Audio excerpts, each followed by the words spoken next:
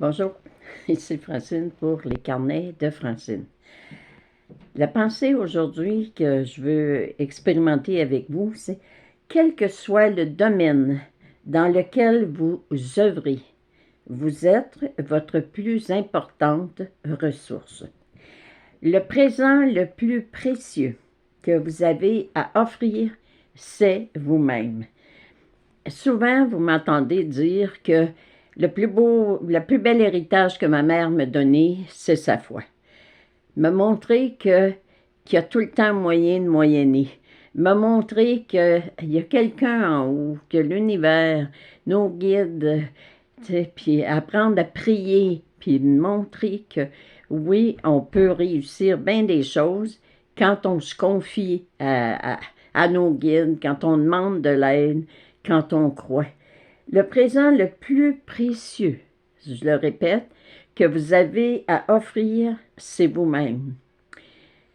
Prenez le temps à un moment donné, pas par orgueil, certaines personnes croient que c'est de l'orgueil que d'aller chercher des informations chez les autres. Comment tu me vois? Pourrais-tu me décrire?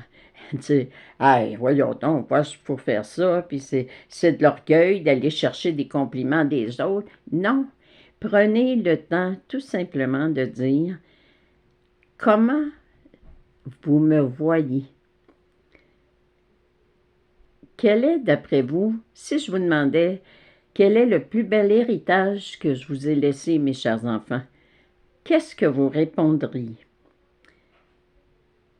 Gênez-vous pas. Vos enfants, surtout, je ne le dirai jamais assez, ce sont nos miroirs. Alors, osez leur demander comment tu me vois.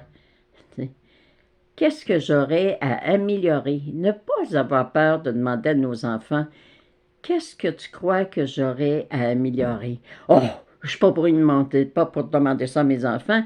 Ils vont me tomber dessus, puis ils vont me sortir un paquet de bêtises, puis ils vont me dire des défauts, puis ça ne m'intéresse pas pantoute de me faire rabaisser. Mon Dieu, si vous croyez que d'oser demander à ceux que vous aimez, comment tu me vois? Qu'est-ce que je pourrais améliorer dans notre relation? Puis que la première pensée qui vous vient, c'est ils vont me rabaisser, ils vont me taper dessus, ils vont me donner toutes sortes de défauts.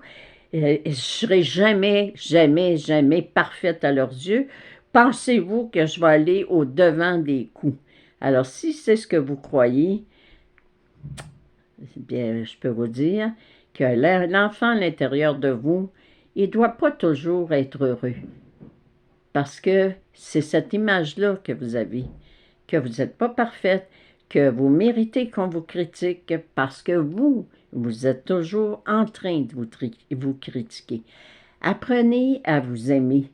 Apprenez à comprendre qu'on est sur la terre. Tu sais, les personnes qui sont autour de vous, ils n'ont pas été mis là par hasard.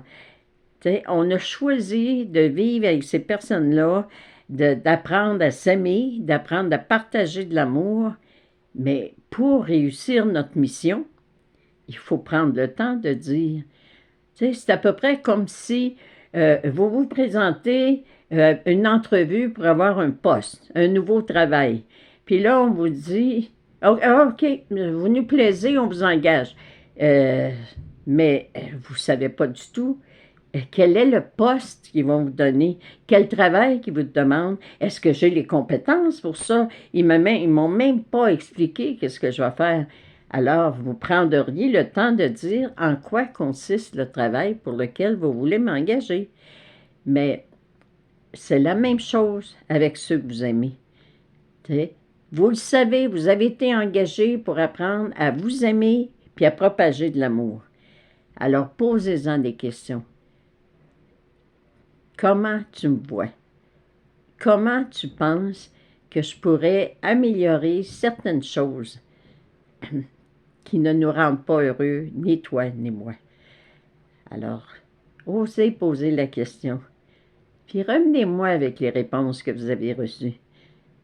Vous allez parfois vivre de grandes joies parce que les réponses qu'on vous a données sont en train de vous prouver que vous avez offert le présent le plus précieux à vos enfants, à votre entourage, c'est-à-dire vous-même.